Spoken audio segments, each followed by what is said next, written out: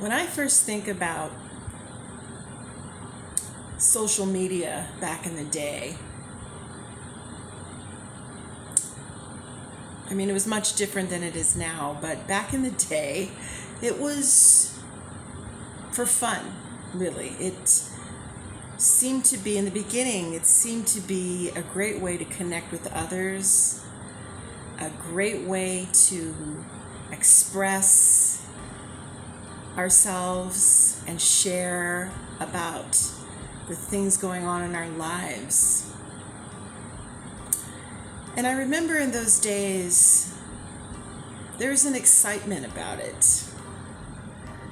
There was an excitement about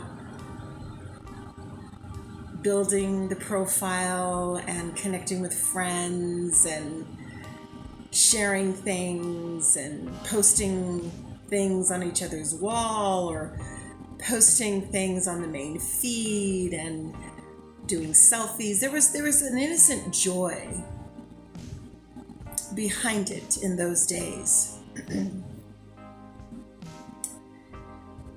And while that purpose, while social media most certainly can still be used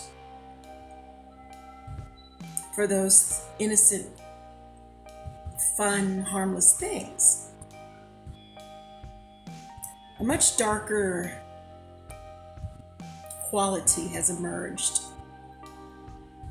Something much darker has emerged to me in regards to how it seems like a lot of people are using social media today.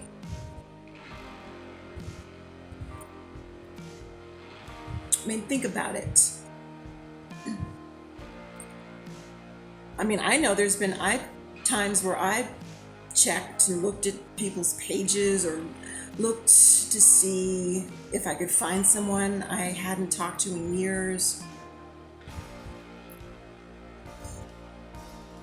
And there's a point where kind of an innocent curiosity ends and something starts to edge towards obsession.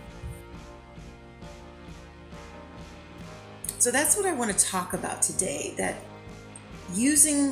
why using social media to monitor others will ultimately destroy you.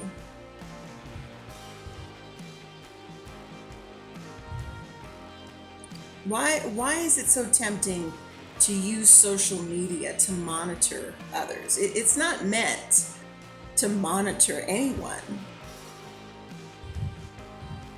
right?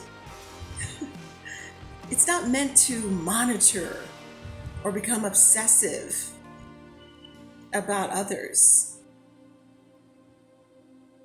Now, aside from some of the mental health issues that social media has presented for a lot of people, for example, looking at the feed, perhaps seeing what's going on in the lives of others and comparing it. Beyond that, though, I'm talking though more specifically about using social media to monitor other people, essentially to spy on other people, essentially to use this platform, use modern technology to sort of hide behind and see if you can find out what's going on in the lives of others. And I'm not talking about just the regular sort of innocent curiosity that comes with the human condition. I'm talking about when you're taking it further than that. Not only when one self is taking it as a way to measure what seems to be going on in someone's life by what their Facebook or Instagram post is, or what's going on with their most recent posts, and basing what you think you might know about them on that, but also taking it to the point of obsession.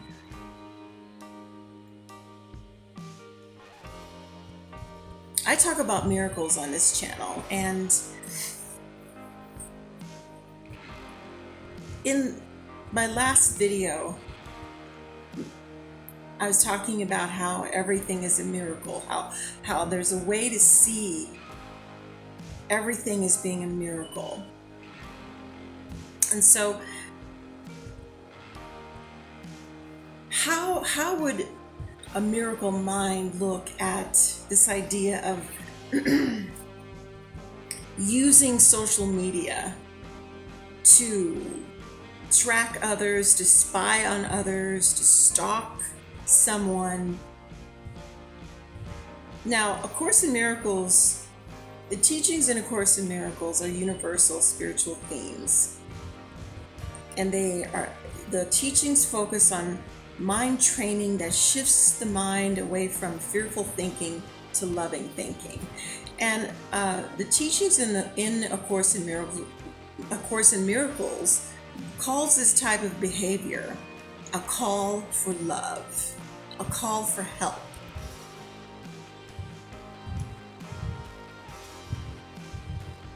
Particularly if it's used in that way, if social media is used in that way, that's a very dark thing to do to me. That's not having good intentions. And like I said, beyond just a quick glance or maybe looking at someone's profile innocently, I'm talking about repeatedly going to someone's page, repeatedly trying to see what's going on with their lives, repeatedly checking out their posts or their stories, and not contributing in any way to what they're sharing. In other words, you want to see what's going on with them in secret. See, A Course in Miracles talks about secrets and private thoughts, that there are no private thoughts, because we have one mind. If you notice, my YouTube channel is called One Mind Miracles with Quana. And the reason I called it that is because all minds are joined according to the teachings of A Course in Miracles and many other thought systems in the world. Talk about the fact that all of our minds are joined. So that means that what you think you're doing in private, you're really not. You're really not doing it in private, because your energy goes out and others can feel it. They may not be able to consciously register it necessarily, but others can feel it.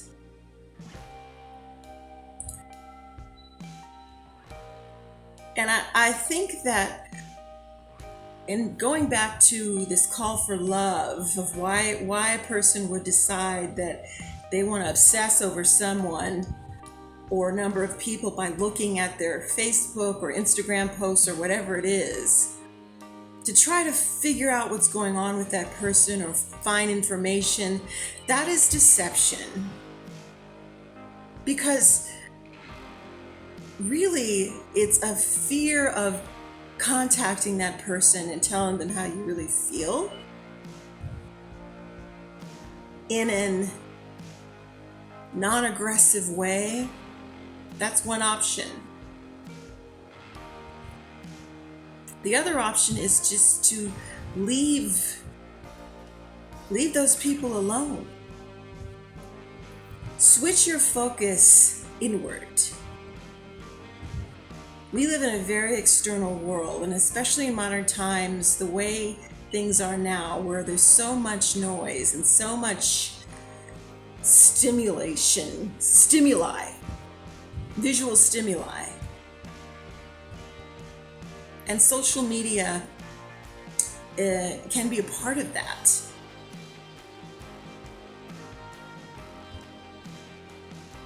What I'm saying here is to stop looking at social media for answers. It's a call for love because it's calling you to go within yourself. Go within. Because you're not going to find any answers by staring or stalking someone's social media. It's only going to be really a hell of your own making. And even if you do reach out to that person,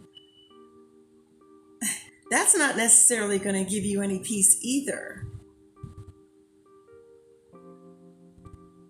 What I'm saying here is, instead of being addicted to social media and in that way, and specifically using it to monitor someone, stop it. You're not going to get peace that way. It may give a sense of control, but truthfully, we can't control anyone.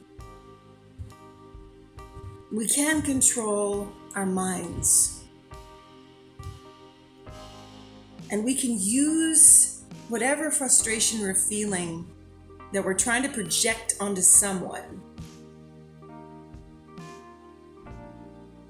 We can take that same energy and look within. Look within, brothers and sisters. Find answers from the spirit within you. That's what it's calling you for. When I say a call for love, it's really God calling you.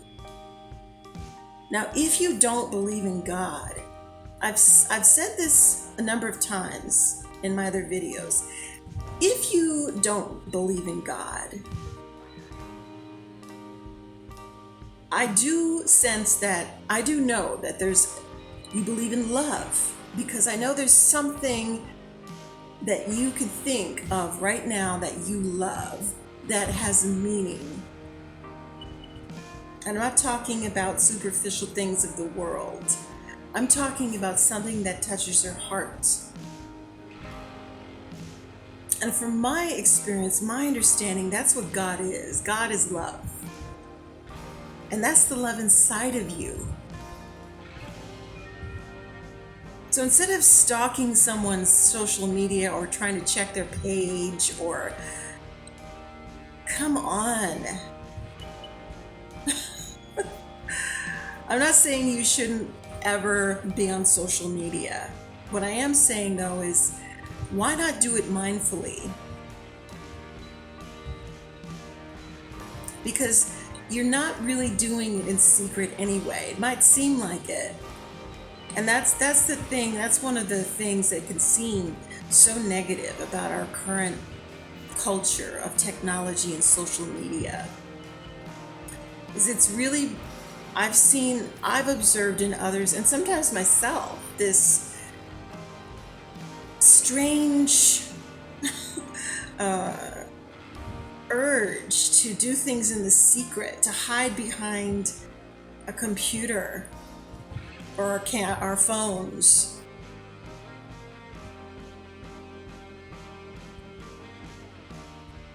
So I would say, stop checking on someone's page or someone's social media. Let it go and turn that call for love inward. Pray, meditate, ask for help. Because one thing that we're aware of is what we put out, we get back energetically. So I feel, because I believe that everything is a miracle, I would call that behavior a call for love, which is a miracle. Don't look at someone else's page thinking that you're going to have a connection with them that way, or you can control them or find out what's going on in their life. Snap out of it and look within.